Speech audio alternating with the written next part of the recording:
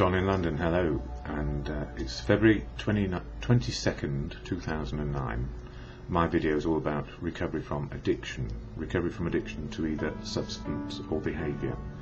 My substance, alcohol; my behaviour, trying to be perfect. 2 careers, workaholic, never perfect, always striving for perfection, I suspect. Or whatever it was you thought I ought to do. And these days I'm learning one day at a time just how to make life work, without a drink and without obsessive behaviours or addictions to behaviour. What makes it possible? Well, being in a fellowship which is simply there for one reason, and that's to stay sober for one day only, just for today. And that's Alcoholics Anonymous. I don't speak for it, no one speaks for it, it's just a fellowship of people. And at the beginning of every meeting I go to, we share the preamble of each meeting, and it goes like this. Alcoholics Anonymous is a fellowship of men and women who share their experience, strength and hope with each other, that they may solve their common problem and help others to recover from alcoholism. The only requirement for membership is a desire to stop drinking. There are no dues or fees for AA membership. We are self-supporting through our own contributions. AA is not allied with any sect, denomination, politics, organisation or institution, does not wish to engage in any controversy, neither endorses nor opposes any causes, and has no opinion on my videos. Our primary purpose is to stay sober and help other alcoholics to achieve sobriety. And having said that, many people might have an opinion on my videos as either helpful or unhelpful. It's just a question of what is working for a person on a daily basis. So the primary reason why I do these videos is for my own sort of daily meditation, to remind myself who I am, what I need contend with, and live just this one day. So besides being in recovery from addiction to either substance or behaviour, I also have type 1 diabetes, which I got simply because I lived longer than I maybe would have otherwise done, and properly got diagnosed with clinical depression. And at the moment I'm going through a regime change, if you like, to do with type 1 diabetes and clinical depression. So there were contraindications to the medications I was taking, so I'm having a bit of a rough ride, if you like. Reduction of all medications, some have stopped. Obviously my insulin hasn't stopped, I need that to survive. I don't make insulin anymore. And insulin helps the endocrine system work, which is all about all those glands in the head which make an impact on mood. So without the insulin, without the endocrine system, I wouldn't be here. So the gift really is I'm having to live through some very difficult times, and it is difficult, and pain relief, none at all, so pain is back, and also no antidepressants, one of which was also helping block the pain or the neurotransmitters which impact.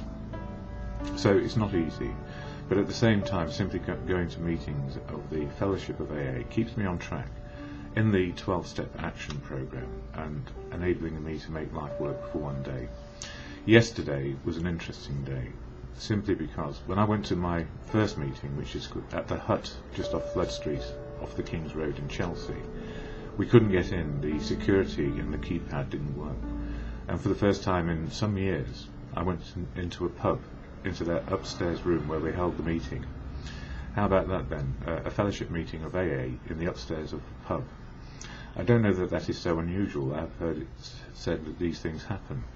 And it was ironic because one of our not our leaders, but the secretary went in and asked, as it's just opposite, could we use your upstairs room because we can't get into our venue? They said yes, and free of charge, but we did leave some money to put to their favourite charity. And it was a really good meeting in a different venue, different outlook, and I heard some good experience, strength and hope, and a share which confirmed to me that we come to understand a higher power which helps us be restored to sanity. And this is step 2, and there are 12 steps of action in the program, 12 months in the year, so I'm concentrating on each step as each month passes. And step 2, as it reads, is came to believe in a power greater than us which would restore us to sanity, is also supplemented in this book, The Daily Reflections, which is a 1 page a day sort of mental jogger, if you like, something to remind us of what we're trying to do, besides live a normal life, just trying to make each day work. And for February 22nd it says, guidance. This means a belief in a creator who is all power, justice and love, a God who intends for me a purpose, a meaning and a destiny to grow, however haltingly, toward his own likeness and image. That's a lot to swallow in one go, and I'm still working on what that might mean for me. But what it says here, as I began to understand my own powerlessness and my dependence on God, and for me, this is just me, by the way, God is truth, God works through people, God is love. Mine's a nuts and bolts version. Dependence on God as I understand him, it's your understanding. I began to see there was a life which, if I could have it, I would have chosen for myself from the beginning. It is through the continuing work of the steps and the life in the fellowship that I've learned to see that there is truly a better way into which I am being guided. As I come to know more about God, I am able to trust his ways and his plans for the development of his character in me. Quickly or not so quickly, I grow towards his own image and likeness.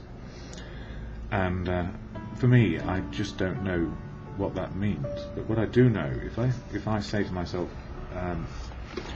anywhere it says God, put truth in there. For the truth of now, what is possible for me in good conscience, life seems to be a lot easier to manage, as if I manage it at all. I just interact, and I'm interdependent with everyone and anyone about how my life may be on a daily basis. And in this book, As Phil Sees It, again at the daily read, you can read more if you want to, but I actually find that reading one day here on YouTube helps me just get back and settled into the moment of now, living in this one moment. It says, page 36, humility first. We found many in AA who once thought, as we did, that humility was another name for weakness. They helped us to get down to our right size. By their example, they showed us that humility and intellect could be compatible, provided we placed humility first. When we began to do that, we received the gift of faith, a faith which works. This faith is for you, too. Where humility formerly stood for a forced feeding of humble pie, it now begins to mean the nourishing ingredient that can give us serenity. And as I've found, serenity is not happiness as such. Serenity is accepting the things we can do and the things we can't do, and learning the wisdom to know the difference. And the idea of humility coming first. Humility for me just means, as it says there, getting down to our right size. And the right size really is the same size as any other human on the planet. And I guess that fits in with my understanding of equal rights for all. So in a world which is very unequal in how it dishes out or how things happen, and we have happenstance, we don't know where we're going to be born or what we might encounter, the gift of recovery now enables me to find something approaching normal, a normal place to live. Normal living, normal aspirations, normal understanding of the here and now. So if I can access the truth of now more often, I am no longer captured or stuck in my past and worrying about what the future may hold for me.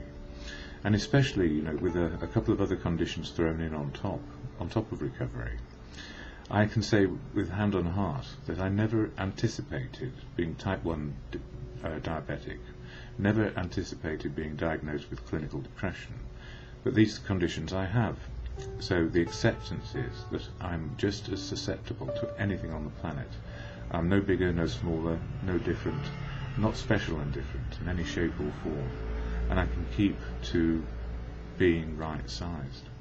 So my intentions today, I went to a meeting last night and it was all about, find ourselves, forget ourselves, forgive ourselves and forget ourselves. All about to love, be loved and have something useful to do. Pretty much what normal people do on a daily basis. So I'm feeling like I'm in the right place. But pain is hard today. And waking up, I was very groggy. It's almost the opposite of a hangover, but it has the same effect. It can be very difficult to get going. What helps me is the serenity prayer. God, grant me the serenity to accept the things I cannot change, courage to change the things I can, and the wisdom to know the difference.